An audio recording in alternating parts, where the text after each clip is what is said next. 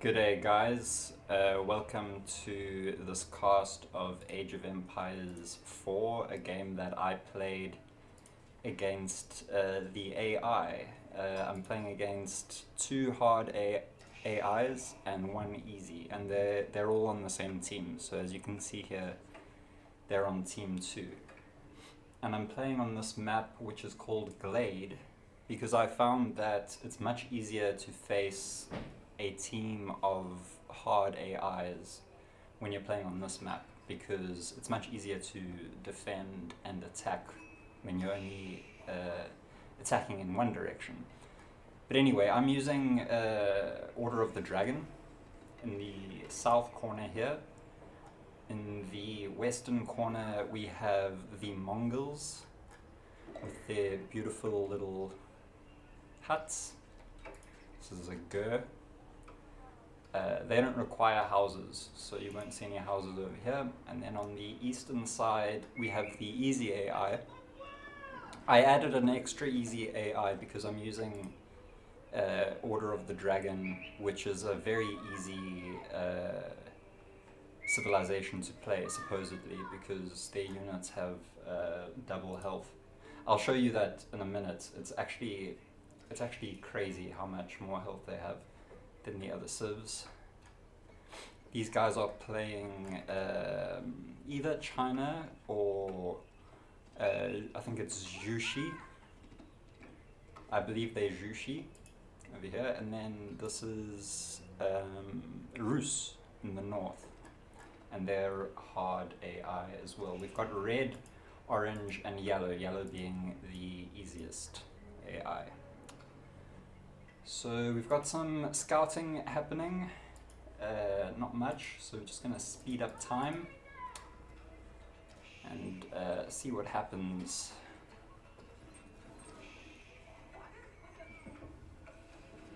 So going up to Castle Age with the Minework Palace for that technology.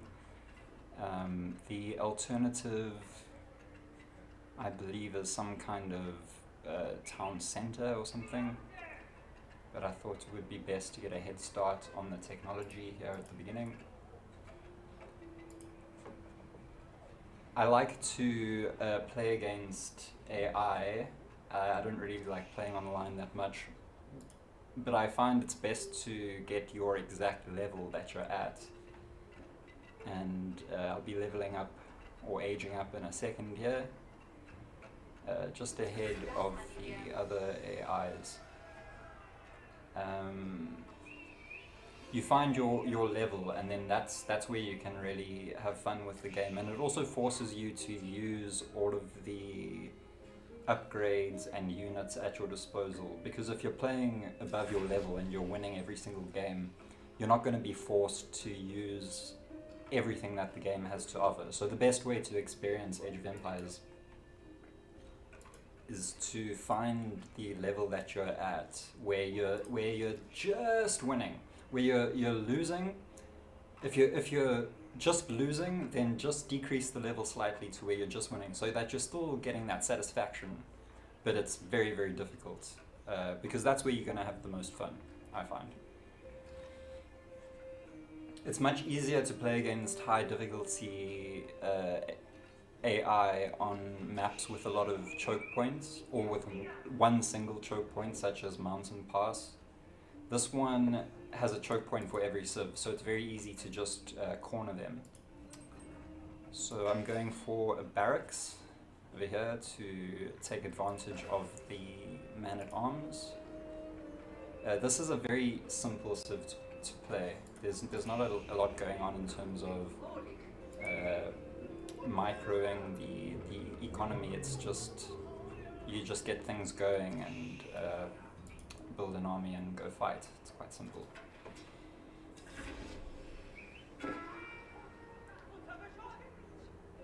My scout's taking a little bit of fire there.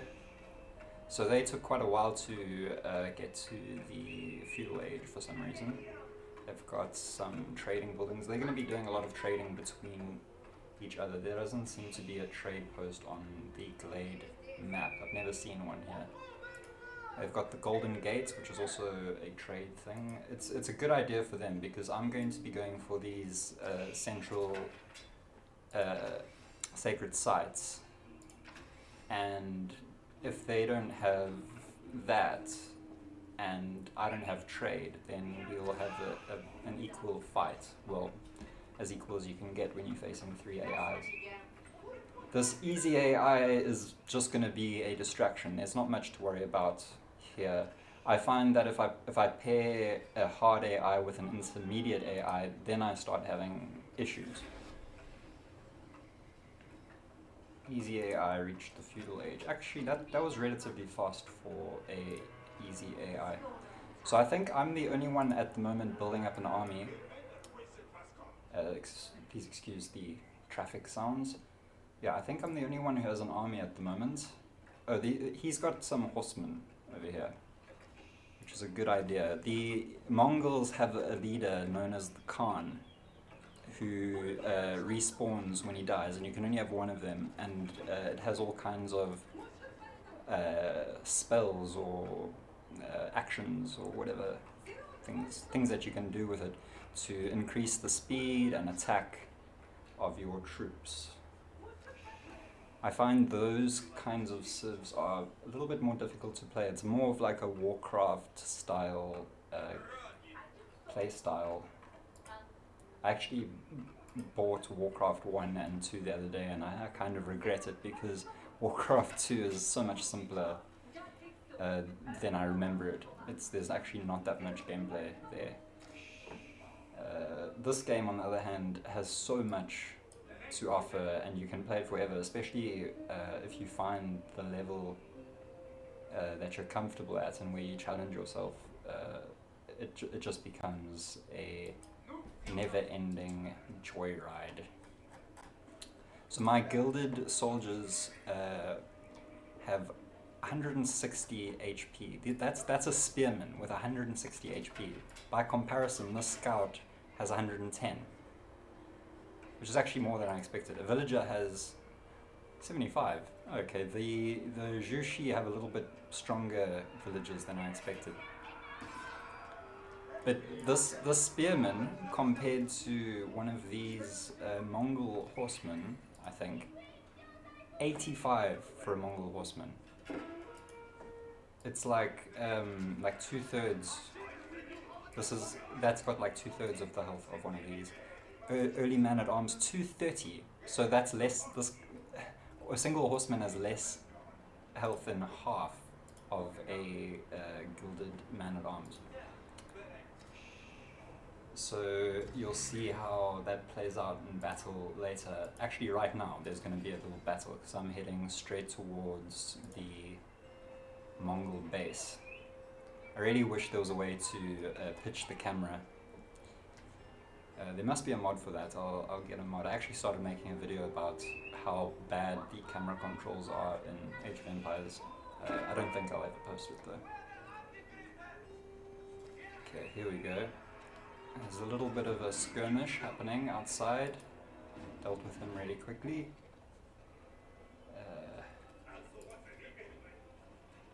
Okay, it's coming now. There we go. So they've got the tower and the town center firing, and they're killing off some of my units already. I didn't expect them to have an army, so I was blindsided there. So these are the archers, so they're a little bit weaker than the other ones. They don't have any armor. But watch how my guys who are outnumbered deal with them.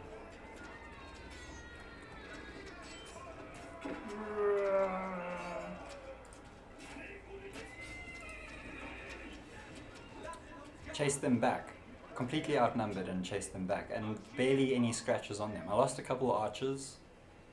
Not a scratch on these guys. A little bit of a scratch on them. So I'm gonna take these guys back to my base and heal them in a minute.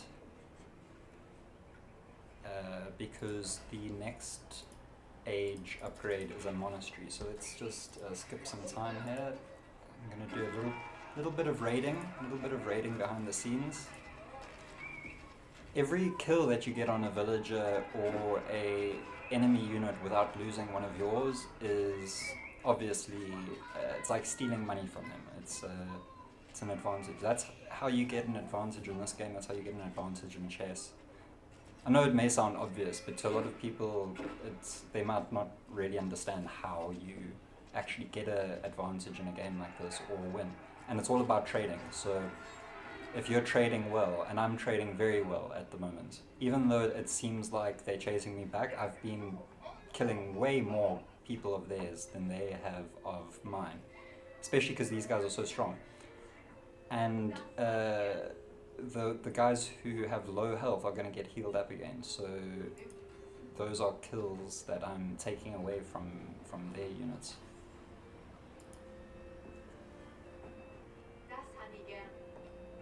Okay, let's speed up time because I think now I'm just aging up. I'm just booming some of my eco, focusing on, let's see what the other guys are up to.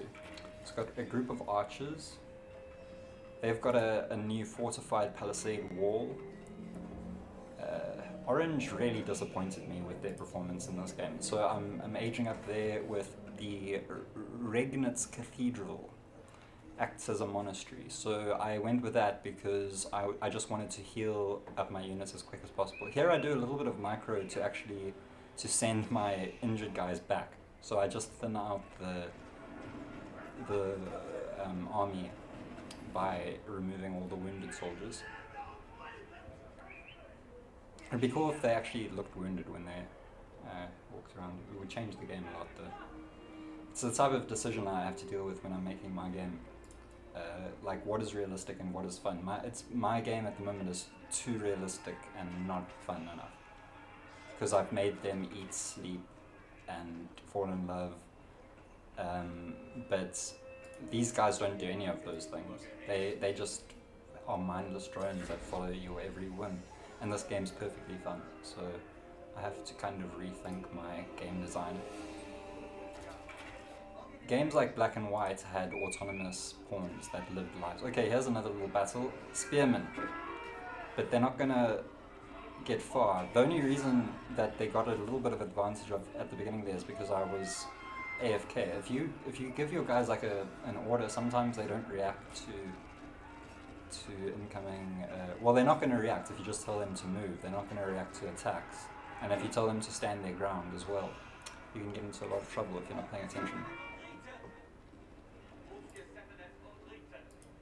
Yeah, Black and White had autonomous pawns, and it was fun just to watch them go about their daily lives, but that game wasn't as successful as Age of Empires, because you got to think about the game loop. What is the player doing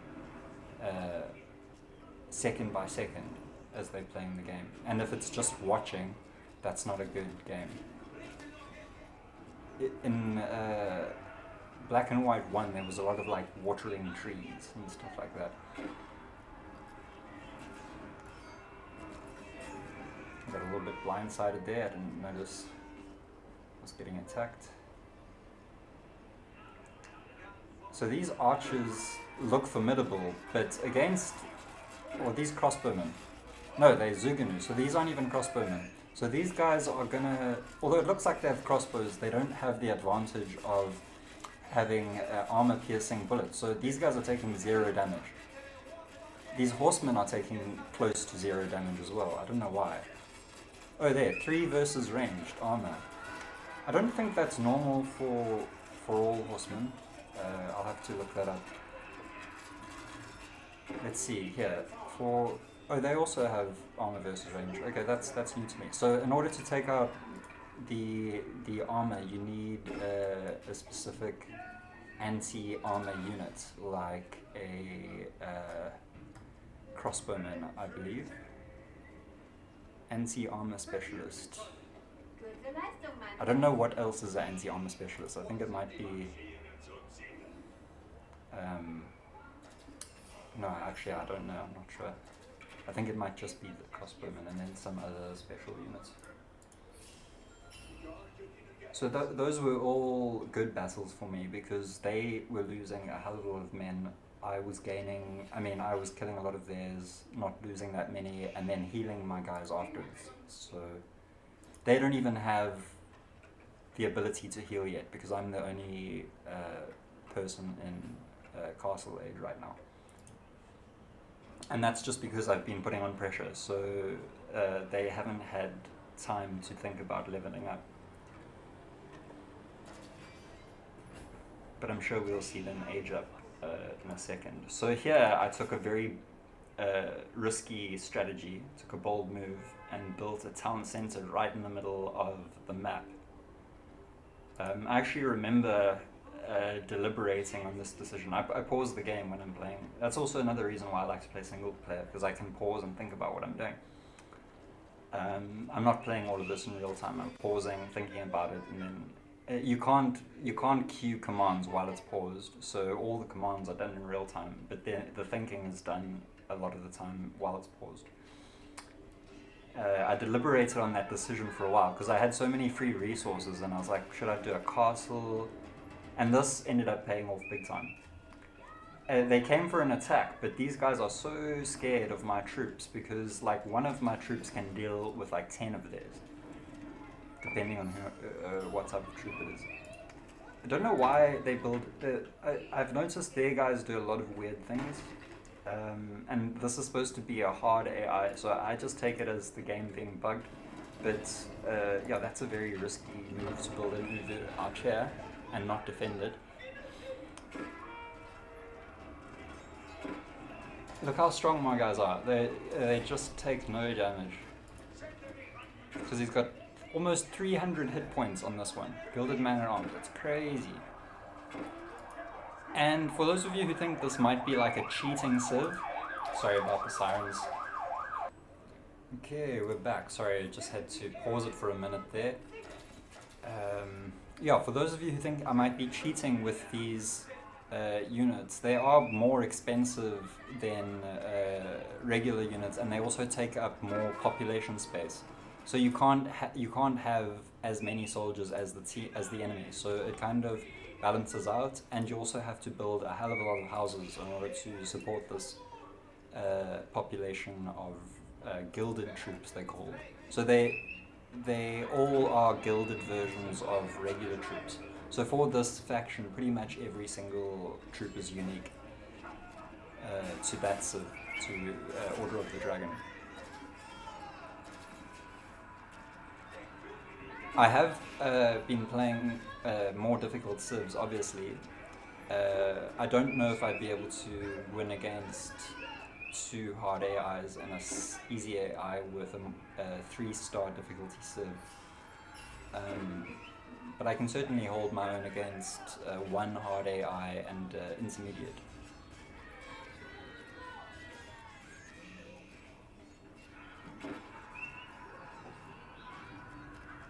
I had one game where I beat a hardest AI, but it was in the mountain pass. As I mentioned earlier, mountain pass is very easy. If you just build a keep right in the middle, you can't really lose that map.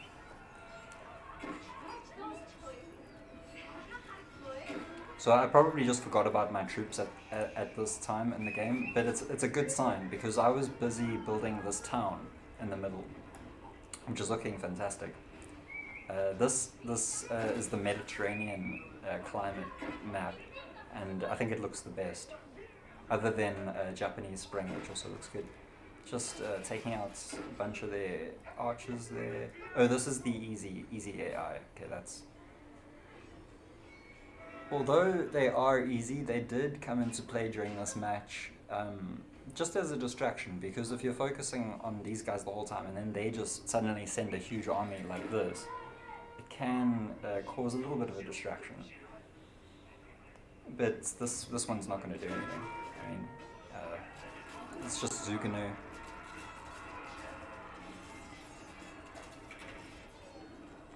At this point in the game, I think I'm only producing gold armored units. So these guys aren't going to do anything against me, unfortunately. Something that took me a long time to learn in Age of Empires was the gold units, armored units, how to counter certain things. I think the first counter everybody learns is spearmen versus cavalry.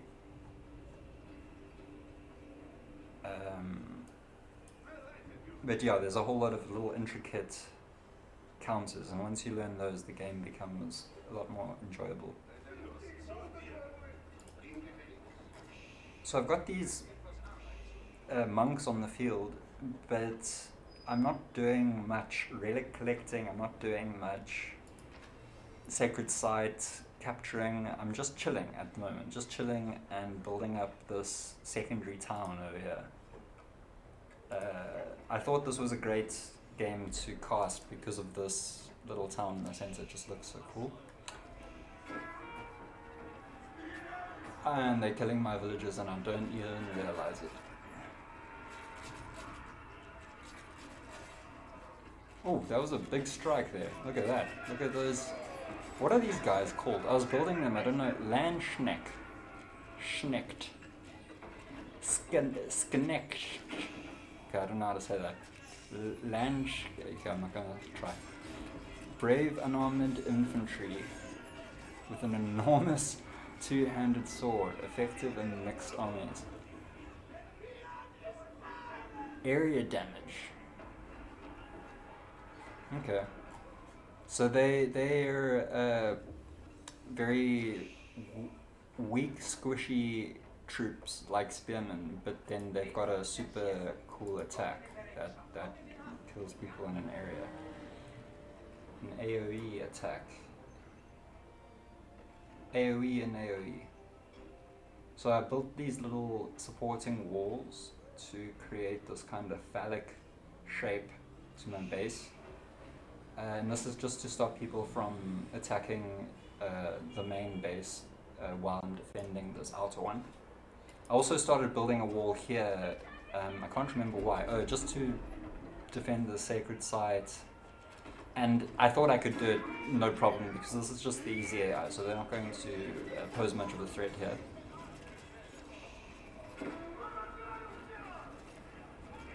Oh. I love the way these guys look. I suppose gilded refers to that gold. Okay, I'm a little bit confused now that the angle's changed. Let's move it back. So they're capturing the sacred site on the left here, but I've built this keep here, and now I'm building a second keep, which is also going to age me up because it's the landmark of the Elsbach Palace. And this is just a keep, I think. Oh, it also makes all of these buildings in the influence take less damage. And I get a bunch of upgrades and technologies that do the same thing, I believe. When I'm playing, I don't tend to read these as much as I just click them. I know what some of them mean, and I've gotten to the habit of selecting wheelbarrow at the beginning, this, what is it called? Double broad axe, lumber preservation, I guess that's just the next level. There's a series of ones that you always have to get. Whatever troop that you're maining, you obviously got to get the upgrade for Castle Age and Imperial Age. But there was one upgrade somewhere that makes my buildings take less damage. I think it's one of these here. Maybe it's a university upgrade. But I managed to chase away that force with just 4 guys here. Well, there's probably more when the battle began, but they are so terrified of my troops. I suppose I've also got this castle here, but the range only goes to here.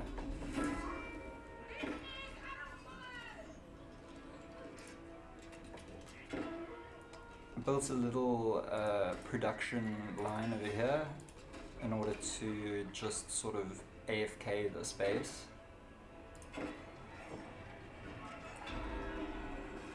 Look at this guy, what a champion. Rawr. Oh, he's gonna kill, ew, he killed that guy. Can you imagine that in real life, getting ganked like that, and then you actually managed to pick some of them off.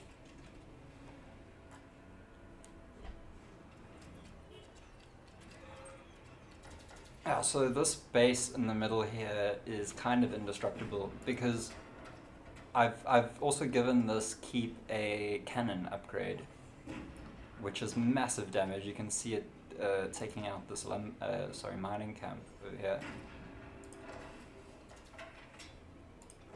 And that's an Imperial Age upgrade that I've started using a lot. I didn't realize before that you could only have one weapon upgrade on a tower, so I deliberately held off by not taking the Springald emplacement, I believe. I might be telling tales out of school here, but yeah, if I build a tower or something and I haven't aged up, I'll deliberately not get the upgrade if I'm about to age up, because you can only get one upgrade, so you'd rather get the better one than the bad one. And that was a mistake I was making a lot. They actually managed to destroy this tower over here. I don't think I ever got around to upgrading it. So this battle here is kind of happening without me paying attention to it, because I'm mainly focused on this battle, and I'm kind of just sending my buildings to go do their thing, because I know that these guys aren't going to be able to deal with it. Over here, I decided to build a wall to prevent orange from sending reinforcements to help out red, because I've been ignoring orange this entire game, and I've only been focusing on these two side enemies here. So I decided to just cut them off completely, because these two castles in the center are enough to defend from them, as well as the towers. And then I'm going to build a tower over here too, and that's just going to siege their base. But this army is massive. For an Order of the Dragon army, I think that's pretty massive.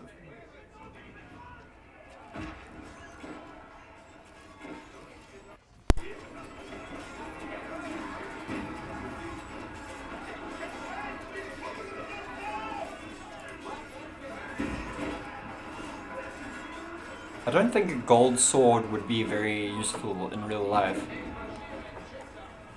as Minecraft has proven.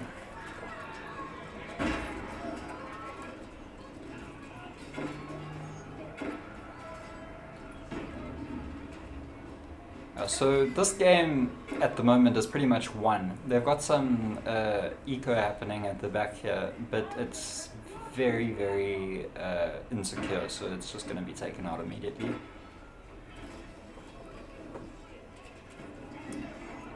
Yeah, I think I'm going to skip through because I do a little bit of damage here. I've got a siege workshop and a siege workshop here, so let's just speed it up and see. And they're amassing an army and they're coming to destroy me, but this wall is going to pay off now, because if I didn't have that wall, they could send all their troops against this dwindling army now. It's much smaller than it was, but they can't even get in, because this tower obliterates them, and I've got this army waiting for them over here. Okay, I split the army into two, that's why it was so small. And this tower has been built, and I'm going to place a cannon emplacement on it in a second. Although I am winning big, it's not that easy, because they're sending a lot of guys here, and I'm just gonna have to pause the siege on the left here just to deal with this threat.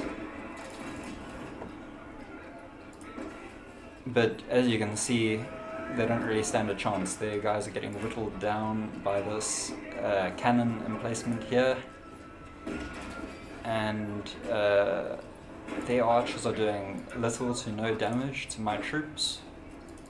And here come the reinforcements.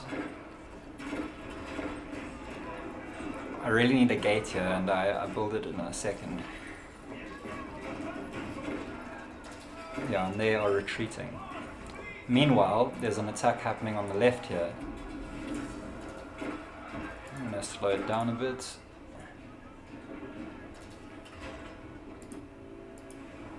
huge battles playing out.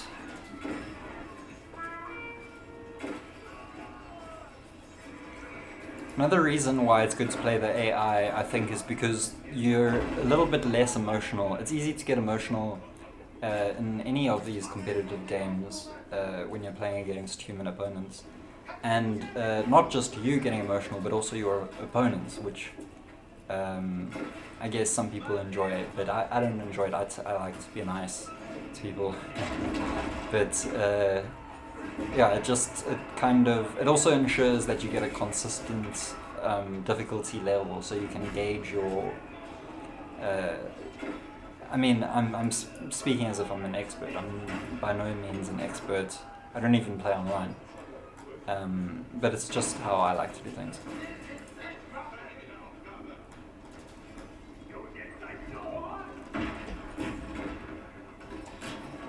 It's also my connection's not that great. I dig these guys' helmets. It explains why they take so little damage.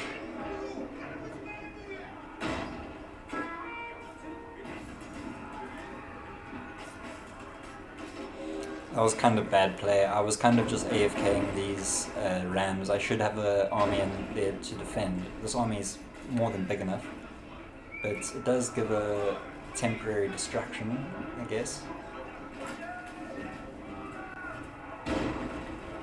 This building just melts to my 4 trebuchets here. And I sent these guys in a little bit too late. I should have sent them in at the same time as the rams.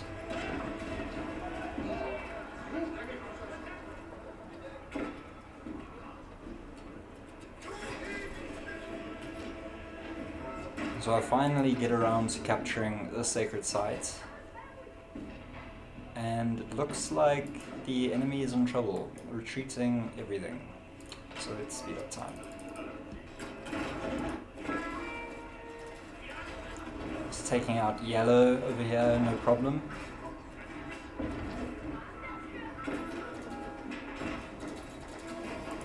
Ooh, big army here, big battle, didn't even see that coming. I think they were just building up forces, keeping them at the back, but this doesn't go well for them either way, because now I've got this cannon here, so they're not going to be able to hold, unfortunately. These knights seem to be unstoppable. They've got nearly 500 health. And that explains it right there. I've got great upgrades to them too. Ranged armor upgrades and attack upgrades, mainly.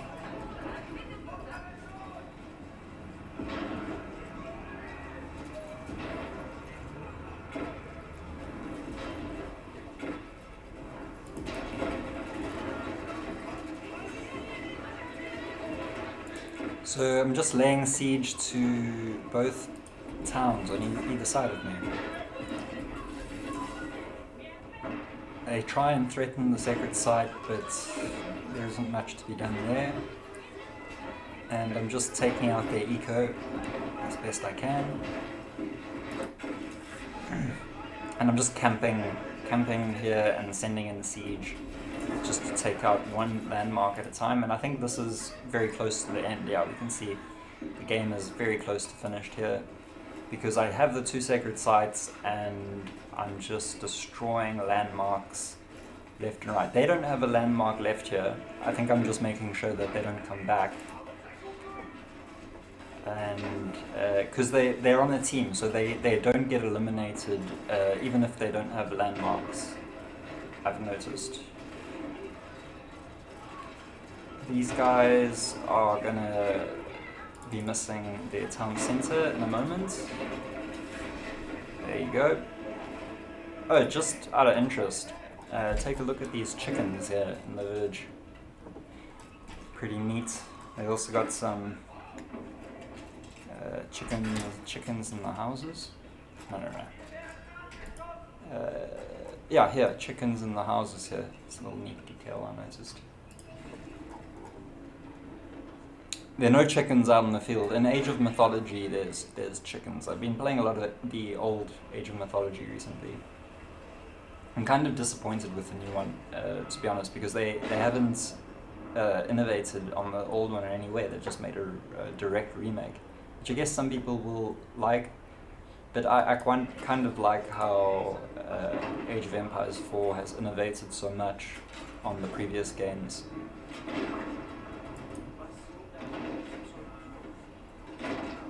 I mean, I haven't played it yet, so maybe it is innovative, but from my perspective, it just looks like exactly the same game.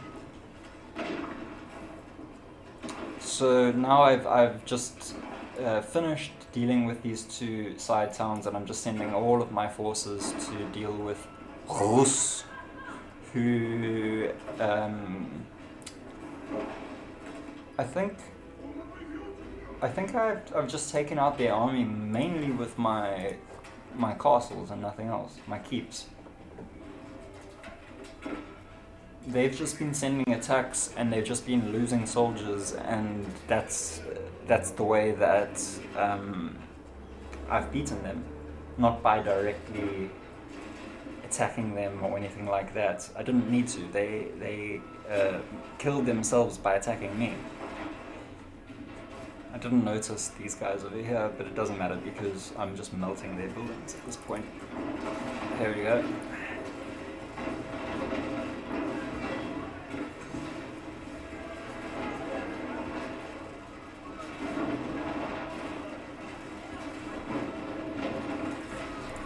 I believe that is all of the landmarks, but there must be one on the map somewhere because the game hasn't ended yet. And here we see they've rebuilt. Okay, so I was wondering about that. At this point, I realize all the landmarks are gone, so I send my troops back, but the game is over because I controlled all the sacred sites. Thanks very much for watching. Get yourself Age of Empires 4, it's a great game. Looking forward to Age of Mythology, and subscribe. Thanks for watching. Bye!